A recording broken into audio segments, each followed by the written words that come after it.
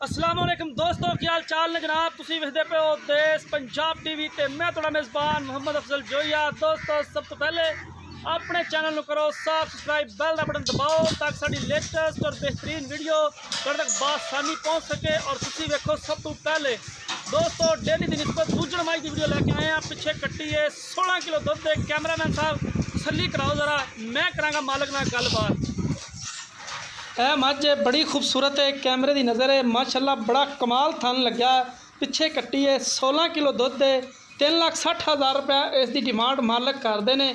16 kilo हाजिर मौके जो थले दुध है वो चुआ के देंगे इंशाल्लाह अल्लाह के हुक्म नाल। देश पंजाब चैनल एक नीली का ब्रांड है। डेली की निस्बत अज की झोटी बड़ी कमाल दी है, बड़ी खूबसूरत है माशाल्लाह। थब्बियां दे हवाने लई फिरदी है माशाल्लाह, इन्नी खूबसूरत झोटी स्याह काली है। दोस्तों वीरां दे सामने कैमरामैन इकाब की नज़र तुम झोटी चेक करांदा फिरदा है। टोर फेर के तसल्ली नाल झोटी दिखानी कैमरामैन साहब। झोटी ने माशाल्लाह काठां सिंह मोड़िया है, बड़ी कमाल दी। दोस्तों वीरां दे सामने पिछे कट्टी वंड बड़ी वक्खी निक्की जिन्नी, कमा पुट्ठा बड़ा कमाल, टाग नस्ल जात हर एक चीज़ कैमरामैन तसल्ली नाल दिखांदा फिरदा है। दोस्तों असीं अपने वीरां वास्ते हमेशा खूबसूरत अनमोल ये जनाब ब्लैक गोल्ड झोटी है। ये जनाब एक नीली का ब्रांड है, एक नीली का ब्रांड अज अपने वीरां वास्ते लैके आया। बड़ा खूबसूरत कैमरे की नज़र और देश पंजाब की जीनत।